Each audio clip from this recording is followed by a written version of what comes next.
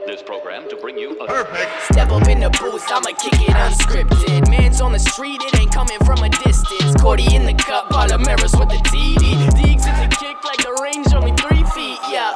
Bars being thrown like a tomahawk, swerving on the Autobahn. Fast lane got him locked, ballin' like a brother hit the park right on South Street. 135, finna skate when the grounds meet. Any rival's house screaming, you can't do that. QB launching the leather just like a new strap. You know that propeller levitating where the crew at. Pick up your remote and change the channel where the school at.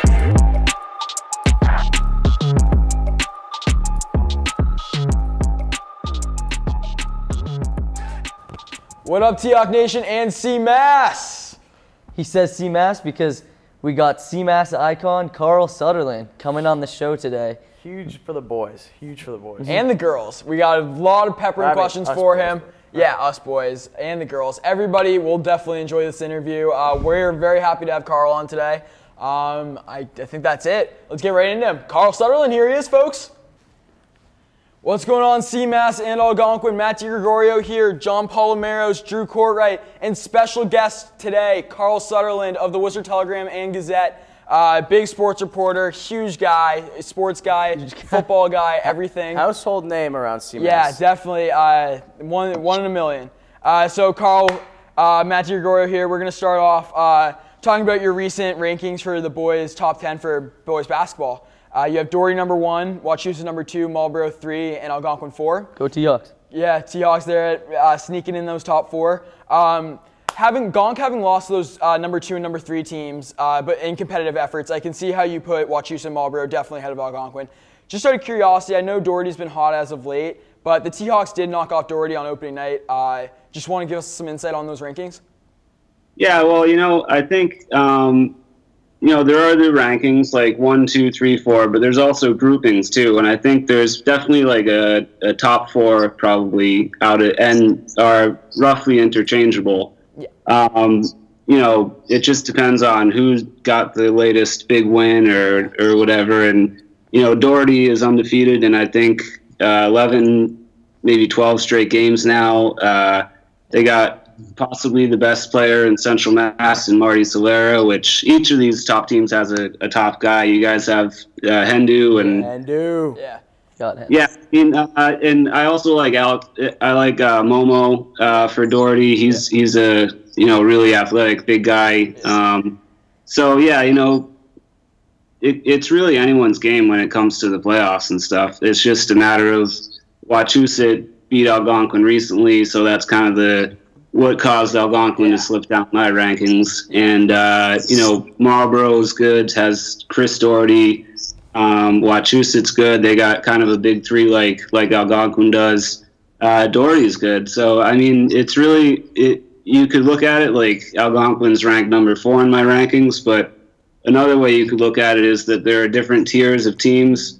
I think maybe St. John's jumps into that group if they're able to get Tyler Mola back this season, and he's able to play well. Is he coming back? Yeah, there's a chance. He might. I've heard he might be back. He's told me he's not exactly sure, but if they get him back, I think they jump into that group, and maybe it becomes Marlboro is in Division 2, I think actually. Maybe that adds. Maybe St. John's adds another, team that could win the Division 1 title, and then usually you got a couple Eastern Mass teams now with the redistricting, Franklin teams like that. But I think it's really close with that top group of teams. So I know some people were upset when I dropped Algonquin down to number 4 from I think I previously had them number 1. But I mean, it's really close up at the top. It's really just there are 4 or 5 really good teams. Yeah, I like that. And sticking with CMAS basketball, are there certain athletes in basketball that stick out, and who? Yeah, there definitely. I mentioned Hendu is really. There's some great point guards, and he's up there. One of them who can do it all. I love the way he plays all out, and he's fun to watch too because he's got that 3-point range that can go back, 5 feet beyond the 3-point line.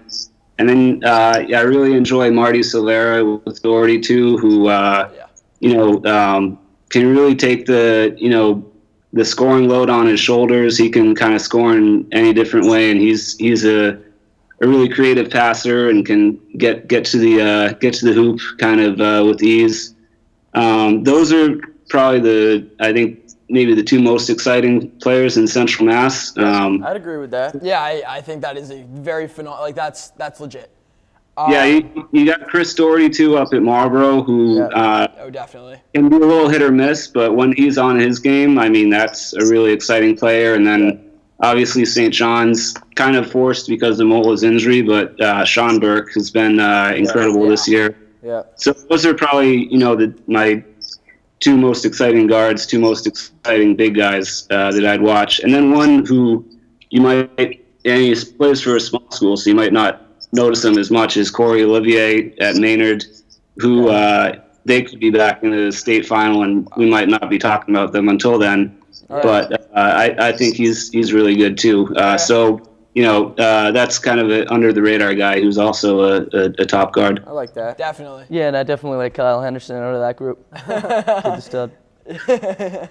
So I got a question for you. I noticed on Twitter you put out your rankings and everything, and a lot of kids chirp them, give trash talk tweets back. Does this affect you, and like what do you react to when you get these chirp tweets? No, it doesn't bother me. I mean, I recognize that I was a high school kid once too, and probably would have responded not quite in the same words as some people, but if I didn't like the rankings, I might have said something too. But I try to base it off. I do research. I wouldn't say I've seen every team in the top 10 because it's just a matter of getting out to all those games. But I have a good idea of each team's starting lineup, their strengths and stuff, especially the top 5 or 6, the Division I, Division II guys. And so I feel kind of like I've done the research, so I'm confident in the rankings. But I'm always open to when people make constructive criticisms and stuff. The other criticisms, I just kind of brush off, I guess, because every year it's like, every year there's someone. Yeah. I get that. Yeah, and, we totally understand that. And brick by brick guy. Yeah, and he is a brick by brick guy. And going off this hate subject, is there a specific school where you get the most hate from, or you just don't pay attention to it? Answer it honestly, because we're unscripted. Yeah. We're unscripted. Yeah, we just go off. I would say maybe Wachusett chirps the most. Okay. Gonk can be up there sometimes, depending on the year. But Wachusett's usually up there, and you get some like random kids from random schools who want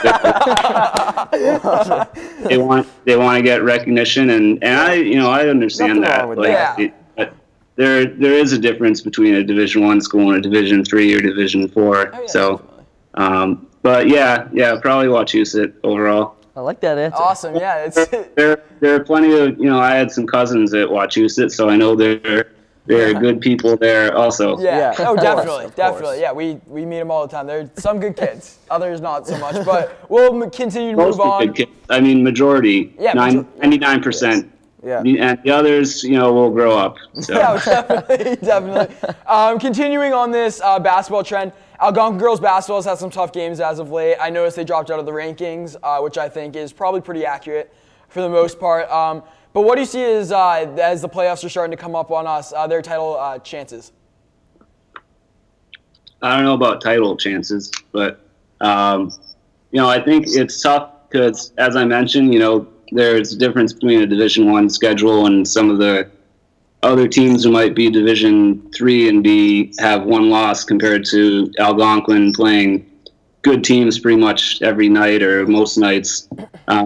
So, I think if you look at the schedule, it's tough to beat Shepherd Hill or stuff like that. They're a great team, or Wachusett's a great girls team this year. And so it's kind of just a result of playing those, Wachusett, Shepherd Hill, Leominster, all those teams on the schedule. Those are tough wins. So it's not surprising that they'd be around 500. I honestly haven't seen the Algonquin girls play, so I don't know if they're, developing and have. I don't really know the team makeup, but if you look at the results, their losses are pretty much all to really good teams. So I don't hold that against them. No, yeah, and I agree. It's been very accurate. They run similar to when before DeMarcus Cousins came out. That New Orleans Pelicans Twin Tower offense. So they always have two big men out at the same time. So I actually have a follow-up question relating to the entirety of Central Massachusetts. Who is your top football player this fall? Oh, I don't know. I guess you'd probably go with St. John's quarterback Steve Buchalia, who was maybe the best quarterback in the state or up there. So, and they won a title. So I'd probably give it to him. Then you look at there are a lot of good kids on each team. There's good defensive linemen. There's good running backs and stuff. I liked Tejon Vassar. I thought was a really exciting running back. I thought it was maybe a little bit of a down year for running backs, where the year before you had some really Cole McCoubry at West Boylston, Ifatu Melifonwu, kids that went Division I. And but out of the running backs, Tejon Vassar, I think, was probably the most fun to watch. Okay, sticking with this hockey and basketball thing, I feel like Gonk has pretty good teams in both sports. Yeah. Who do you think has a better shot at a state championship? Gonk basketball or Gonk hockey? Probably say basketball. I mean, it's Shrewsbury has had these wagon type of hockey teams where they're able to win state titles, but I think it's tough to maybe there's not a team that I'm not sure will go all the way in hockey this year. Maybe in the lower division you got the Grafton BVT team that's been pretty great, but I think in terms of basketball you got three really legit players for Algonquin, and Hendu can go on. He can drop 40 on you whenever he wants, and then we saw it the first night at Doherty. Yeah. What was that? First night at Doherty. Kyle Henderson dropped 41. Yeah. So I mean, he can go off, and then it's tough when you got to pay so much attention to Hendu, and then so you can't really show too much attention either to Duffy or Redden. And so Redden will be back 100% soon. Yeah, I was just talking to him last period. He said his ankles feel much better, so look for Nick Redden to be back very soon.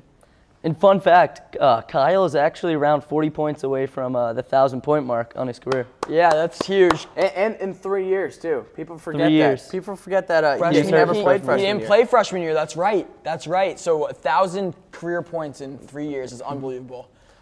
John, do you? All right, so you talked about your top 10 in basketball. Can you run us through your top 10 in hockey? Specifically the top 3. Oh, in hockey? Yeah. John's probably the top 3. I'd say St. John's, then Shrewsbury, and then Algonquin. But I think St. John's has had some pretty good results against really good teams this year. So maybe they're, to me, probably the clear number 1, especially since they beat Shrewsbury. It's pretty close between Shrewsbury and Algonquin. And then, I think those are the top, definitely the top teams. And there's been a lot of teams that have been up and down and stuff. Have lost, 3 out of 4 and then won 3 out of 4. Yeah. So, I guess it depends who's hot at the end of the season, but I think Shrewsbury and Algonquin both have pretty good shots at least a district title. And to follow up to that Shrewsbury SJ, were you at that Shrewsbury SJ game when they played? No, I wasn't. Okay. I don't really do much hockey. Yeah. Because we have Chris Kine. Yes. He's a hockey coach, so he knows it much better than me. Yeah, definitely. And, So he does mostly hockey, and me and guys like Tom Flanagan and stuff do mostly basketball. Yeah.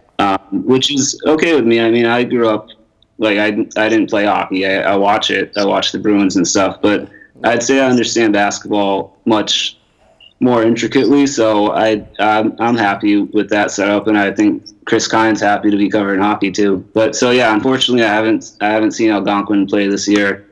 But you know, I've all the results and who the top guys are and stuff like that, I guess. Definitely. So I have a Revs question now. You recently went to Twitter about the New England Revolution, saying, "Star, honestly, quote, honestly, I can't blame Lee Win," end quote.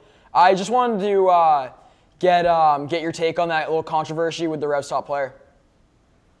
Yeah, well, you know, I think Lee Win has had a tough career in that he's always been kind of undervalued, and he's never been paid as much as I think he deserved. He's been a top player, but I don't think the Revs have fully, went all in on putting a team around him. They did that one season when they got Jermaine Jones and they had a shot at a title, but since then they haven't made really any big moves to stay on par with other, Toronto, Seattle, or now Atlanta is making big moves also. So yeah, I understand the frustration, and he's getting toward the end of his prime, and he's probably got, 1 or 2 years left of being a top, a big time star player who can help lead a team to a championship. And he wants good players around him. Not to say there aren't good players on the Revs, but they usually, I think, they spend around probably the lower half of the league on salary, and they don't use all their roster spots. I mean, there's definitely, they could be doing more, and they're kind of invest weirdly. They got Kai Kamara last season instead of improving the defense, which kind of even complicated Lee Win's job because they weren't really super compatible players. They did okay, but so I think Lee is just frustrated, and I don't blame him after it's been a frustrating couple of years for the Revs. Yeah, Kellen Rowe, maybe a big step up this year, you think? Yeah, that's another guy where I think it's weird that, he's like can be a national team midfielder, and they were playing him at like left back and stuff last year. Just put him, like, he's a great central midfielder. Just put him in central midfielder, find a way to fit him in somewhere, at least on the wing up toward, a little where he can be dangerous.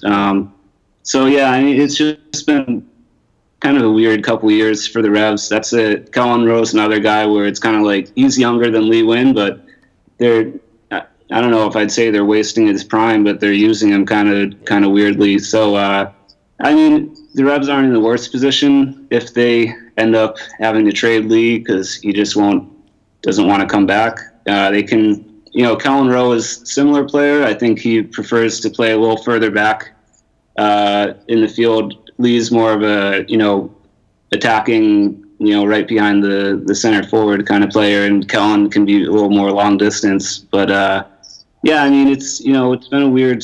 The roster doesn't totally fit together perfectly, and I think there are a few guys who are frustrated about that. And but hopefully for Kellen, he has a year where he can play to his strengths and keep getting back in the national team and stuff. Yeah, that's perfect answer, Carl. So we're going to get into a little hot seat right now. Not hot seat cool thrown yet. We'll finish off with that, but a little hot seat for you. Just a few word answers. Who's your CMAS football favorite for 2018? I guess probably St. John's. I know they're losing a bunch of guys, but they're able to reload. I think Eamon Dennis is going to be a top playmaker next year, and also Doherty, I think, didn't graduate a ton of guys. They got their quarterback was a freshman. Vassar's going to be back. I think Yeboah, Kevin Mensa's younger brother, I think he's going to be back. So they got a lot of good players coming back. So Doherty could be go undefeated or close to that next year, I think. Yep. And putting you on the spot here, Henderson or Doherty? they're different players. So I guess Henderson's more consistent, maybe, but I like that. Doherty is more unstoppable. So I don't know. So you heard it here first. Kyle Henderson over Chris Doherty.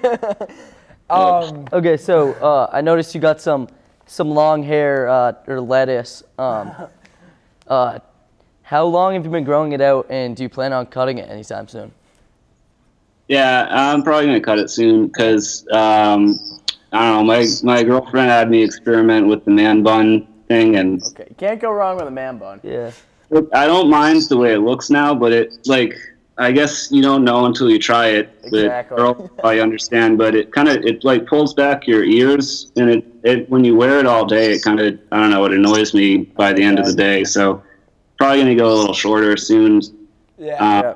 But yeah, I've been growing it out for a while. I think my last haircut was I don't know, like 8 or 9 months ago. It's a long time. One word answer here: Jordan or LeBron? Jordan. Sweet. Love it. Like that. Do we want to do who won the 2017 NCAA football national championship? Was it Bama, UCF? Who was it? Okay. I'm going UCF. I think UCF too, but I'll go with UCF. Like yeah, I like Bama's that. been there every year, so you got to spread around it. I think it would have been cool if UCF got at least a shot. Yeah, that. Super Bowl prediction. Pats. Like that. Can I get do you have a score? Yeah. Score? Yeah. 31-24. Okay. Touchdown game. Touchdown game. So Pats. Yeah, I'll say Brady comes back from a 1 touchdown deficit in the second half. Okay. I like that. Okay. I like that. All right, so do you believe in love at first sight? Little wild card. Well, know somebody, but I believe you can be interested in someone at first sight. Oh, definitely. All right. Grittiest high school in CMass. Grittiest? Yes, Yeah. the grittiest. Oh, like the Worcester Public Schools, I guess. Okay. Okay. I like that. That's pretty good. North, south, Doherty. I live close to Doherty. Probably north or south or north. I'm thinking basketball teams, but they're I think Inter-High's pretty tough. Yeah, definitely. What's your next big vacation? Because I know you usually do a couple big vacations during the year.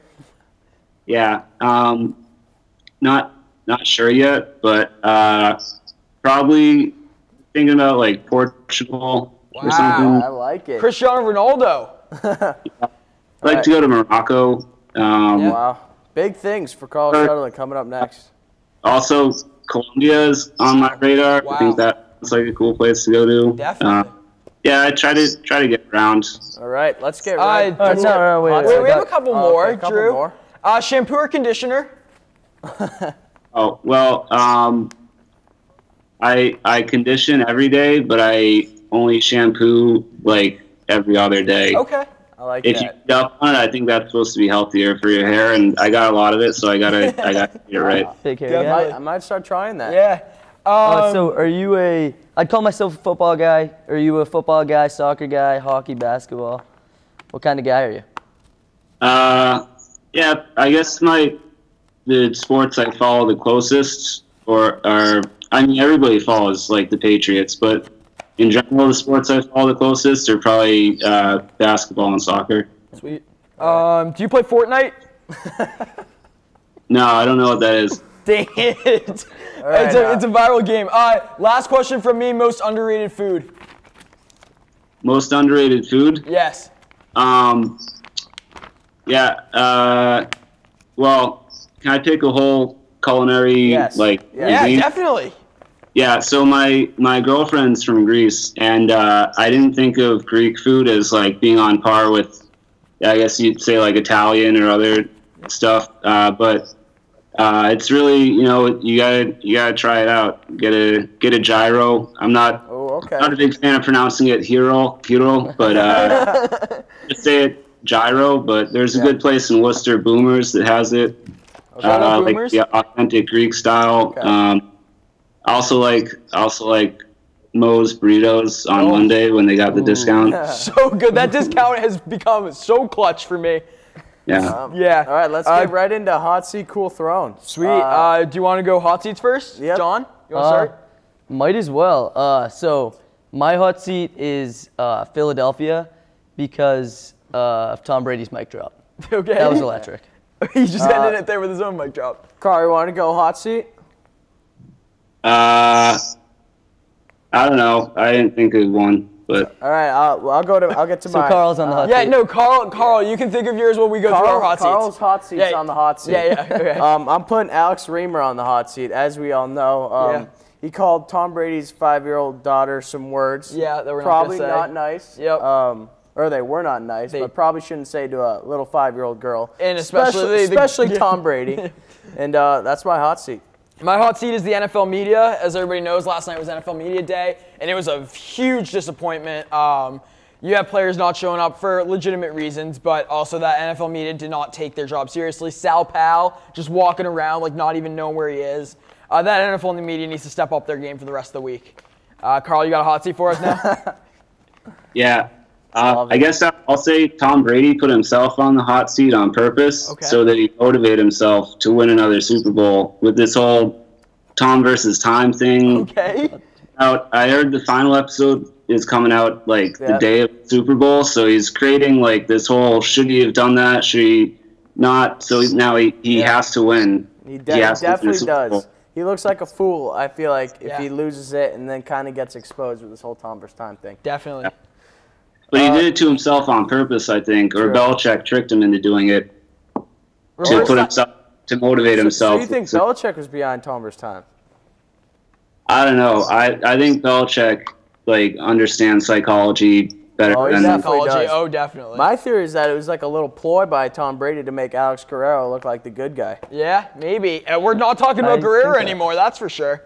I think maybe Tom was like, hey, Bill, I think I'm going to do this thing. And he was expecting Bill to be like, absolutely not. But Bill was like, oh, I like that. Oh, okay. Yeah, go for it. All right, let's get right into the cool throne. I'll go cool throne first.